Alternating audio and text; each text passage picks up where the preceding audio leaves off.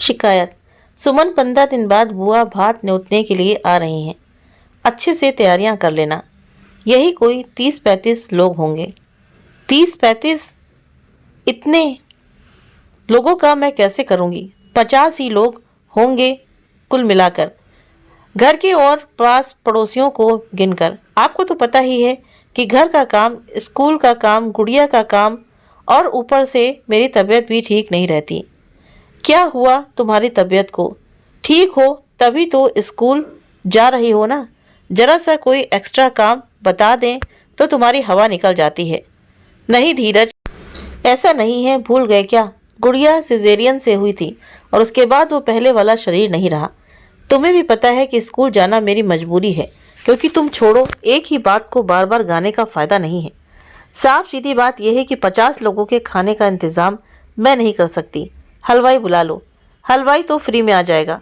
लोगों की औरतें पूरे घर को अकेली संभालती हैं। इस महारानी के नखरे ही खत्म नहीं होते। ऐसे दिखाती है जैसे कहीं की राजकुमारी हो। देखा है तुम्हारा मायका भी झाड़ू पोछा करती हुई बड़ी हुई हो। धीरज न जाने क्या क्या बोलता कमरे से निकल गया और सुमन मुंह खोले यही सोचती रह गई कि आखिर उसने कौन सी गलत बात कह दी जो धीरज उसके मायके तक पहुंच गया। सुमन और धीरज की शादी को 6 साल हो चुके हैं, पर ऐसा कोई दिन नहीं हुआ जब धीरज ने किसी न किसी बात पर सुमन को ताना न मारा हो। यहाँ तक कि हंसी मजाक को, बात को भी वह कलह का रूप देकर ही छोड़ता था। पहले पहले तो सुमन इसे अनदेखा कर देती थी, ये सोचकर कि चिढ़ाने के लिए कह रहा है, पर जब उसने महसूस किया कि वो तो हर बात में नकारात्मक प्रतिक्रिया ही देता है, तो दोनों के बीच झगड़े होने शुरू हो गए। सुमन का बेटा तो नॉर्मल डिलीवरी से हुआ, इसलिए 1-1.25 महीने के आराम के बाद वो 2 महीने के लिए अपने मायके चली गई। वहां से आकर एक स्वस्थ शरीर के साथ उसने घर परिवार की जिम्मेदारी संभाल ली, पर बेटे के जन्म के बाद धीरज का जरा सा भी सहयोग नहीं मिला। उल्टे हर काम में मीन मेख निकालना उसका स्वभाव था। घर में केवल धीरज की माँ थी, वे भी अक्सर बेटे को समझाती, पर उसके स्वभाव में कोई अंतर नहीं आया। अब सास अपनी बहू को समझाती, सुमन दिल पे मत लगाया कर, कहने दे जो कहता है माँ जी। कैसे कहने दूँ? कोई गलती हो तो सुनूं भी, पर हर बात में ताना, हर बात में उलाहना कोई कब तक सहन करेगा? मैं कोई लोहे की तो बनी नहीं कि जिस पर कोई असर ही ना हो। स्कूल की नौकरी वो छोड़ना नहीं चाहती थी, क्योंकि कम से कम अपने छोटे मोटे खर्चों के लिए वो धीरज पर निर्भर नहीं थी। वरना क्या पता धीरज पैसों को लेकर भी कहासुनी करने लगे। घर और नौकरी के बीच ये पिसती जा रही थी। भूले से अगर थकी हारी मुंह से निकल भी जाता कि आज तो थक गई या आज तो बहुत सिरदर्द है, तो धीरज का वही घिसा पिटा जवाब हमेशा तैयार रहता। जब से इस घर में आई हो मैंने तो तुम्हें कभी ठीक से नहीं देखा, कभी ठीक नहीं देखा। रोज ही कुछ ना कुछ होता रहता है। नौकरी करके मेरे ऊपर कोई एहसान नहीं कर रही हो, छोड़ दो। ऐसे में धीरज की माँ बोल उठती, अगर ये रोज बीमार रहती है तो क्या घर का काम तू करता है? नौकरी छोड़ देगी तो भले आदमी की तरह खर्चे के पैसे देगा। सुमन इसकी बात पर ध्यान मत दे, ये तो बेवकूफ़ है। और बेचारी सुमन सास का इतना सा अपनत्व पाते ही थोड़ी देर में अपने को संभाल लेती थी। जब गुड़िया उसकी कोख में आई तो उसने मन ही मन भगवान से शिकायत की कि एक बच्चे को तो जैसे तैसे पाल रही है, अब दूसरे की क्या जरूरत थी? भगवान उन्हें दे देता जो बच्चे को तरसते हैं। वो किसी की भी गैर कानूनी तरीके से पाप समझती थी, इसलिए न चाहते हुए भी गुड़िया को जन्म दिया। ये 9 महीने उसने कैसे कैसे काटे सिर्फ वही जानती थी। यदि सास का सहारा न होता तो कल्पना मात्र से ही वो सिहर उठती। वो शारीरिक और मानसिक रूप से बेहद कमजोर हो चुकी थी। उसकी प्रिंसिपल ने भी उसकी हालत देखकर कह दिया था, सुमन तुम तो बहुत कमजोर हो गई हो, ऐसे में किस प्रकार नौकरी करोगी? अच्छा होगा कि 1-2 साल खुद की और बच्चों की देखभाल करो। नौकरी तो फिर मिल जाएगी, यहाँ नहीं तो दूसरे स्कूल में।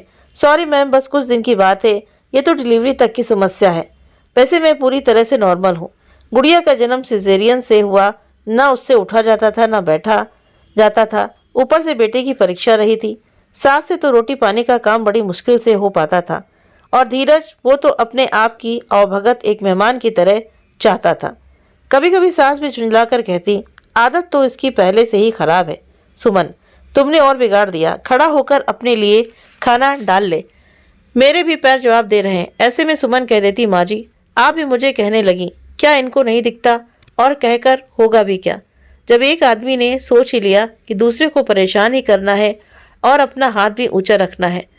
मैं अपना धीरे धीरे कर लूंगी, आप आरव को और इन्हें देख लीजिए। सचमुच धीरज मोबाइल में लगा रहता और कहता, माँ खाना दे दो ना, माँ बड़ा थक गया, ये कर दो वो कर दो। 11वें दिन हवन होने के बाद सुमन रसोई में जाने लगी। तब थोड़ी सी राहत मिली और आज 50 लोगों के खाने की खुद तैयारी करने की बात से सुमन सचमुच बेचैन हो गई। 4 कक्षाओं के प्रश्न पत्र बनाने हैं, आरव को भी पड़ता है, गुड़िया का भी कितना काम होता है। पूरा दिन माँ जी भी बच्ची के साथ थक जाती हैं और धीरज ने तो हर काम से बचने का अच्छा रास्ता निकाला हुआ था कि जोर जोर से बोलने डांटने लगो और सामने वाले को चुप कर दो। उसके पास तो खुद से मुश्किल के 5-7 हजार रुपए पड़े होंगे। यदि हलवाई बुलाने की सोचती भी, ये बुआ जी भी तो पूरी बारात लेकर आ रही हैं, कम से कम दूसरों का भी तो सोचना चाहिए। माँ जी से सलाह करके तय किया कि 5 पड़ोसियों की मदद से ही इतना खाना बनाया जा सकता है, क्योंकि रिश्तेदार तो ऐन भोजन के वक्त ही पधारेंगे। इस तरह सुमन ने बुआ जी के आने के कार्यक्रम की पूरी योजना बना ली।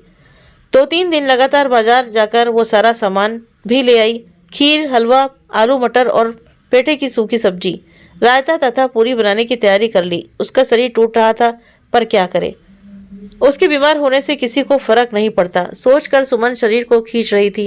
निश्चित समय पर बुआ जी अपने लाव लश्कर के साथ ढोल बजाती पहुंच गईं।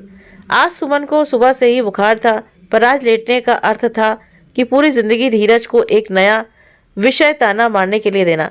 उसे हल्के चक्कर भी आ रहे थे। जब पड़ोस की भाभी ने खीर का बड़ा पतीला उतरवाते हुए उसकी हालत देखी तो बोली, सुमन तेरा तो मुंह लाल हो रखा है, देखूं बुखार है क्या। भाभी हाथ पकड़कर देखती, इससे पहले ही सुमन आंगन में चक्कर खाकर गिर पड़ी। घर में शोर मच गया। धीरज को बुलाया गया और वो सुमन को उठाकर कमरे में ले गया। डॉक्टर को बुलाया। बुआ जी ने माथे पर बर्फ की पट्टियां रखी। घंटे भर बाद बुखार थोड़ा कम हुआ तो बुआ जी बोली, बेटा तबीयत ठीक नहीं थी तो बता देती, अगले हफ्ते आ जाते या कम जने आ जाते। मेरे बीमार होने से किसी को फर्क नहीं पड़ता बुआ जी। पास खड़े धीरज को सुनाते हुए सुमन ने कहा। अब धीरज का मुंह रोने वाला हो गया। अपनी माँ के पास जाकर बोला, माँ आपने कभी काम करवाया ही नहीं और पापा को कभी काम करते देखा नहीं, तो इसीलिए मुझे भी बेइज्जती लगती है। ऐसा नहीं कि मैं किसी को दुख देना चाहता हूँ, और अब जब आप किसी काम को करने के लिए कहती हो तो लगता है कि कर तो लेंगी, इसीलिए ध्यान नहीं देता। पर आज सुमन की हालत देखकर मुझे शर्म आ रही है। अगर वो चूल्हे के ऊपर गिर जाती। हाँ सुमन, सारी गलती इसकी नहीं मेरी भी है। मैं भी आज तक हल्के फुल्के अंदाज में काम में सहयोग की बात करती थी, पर मन से और सख्ती से कभी नहीं कहा। बहू, मैं अपने बेटे और अपनी गलतियों को सुधारना चाहती हूँ, और तुम भी ध्यान दो धीरज, वरना जैसे तुम बन गए, तुम्हें देखकर आरव भी ऐसा ही बन जाएगा। बेटा, पति पत्नी के सुख दुख का असर एक दूसरे पर पड़ना चाहिए। आगे से बहू को शिकायत नहीं रखनी चाहिए कि मेरे बीमार होने से किसी को फर्क नहीं पड़ता। उम्मीद करते हैं आप सभी को कहानी पसंद आई होगी। वीडियो पसंद आया हो तो वीडियो को लाइक शेयर सब्सक्राइब करना ना भूलें।